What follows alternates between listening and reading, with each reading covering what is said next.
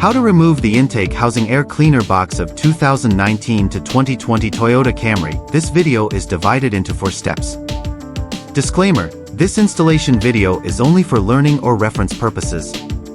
This installation video does not assume any losses or liability incidents that occur during the installation process or after the completion of the installation. It is recommended that those without certain installation experience go to the maintenance workshop to maintain their own cars. Step 1. Disassemble the air filter intake port assembly. Remove 2 bolts in the air filter intake port assembly. Step 2. Disassemble the air filter assembly with the air filter hose. Disconnect the mass air flow meter subassembly connector, separate 3-wire harness clamps, slide the clamp, and disconnect the number 2 ventilation hose from the cylinder head cover subassembly, and separate the vacuum hose from the air filter hose. Separate the vacuum hose from the air filter hose. Release the hose clamp. Note: make sure the air filter bracket is still engaged on the vehicle body.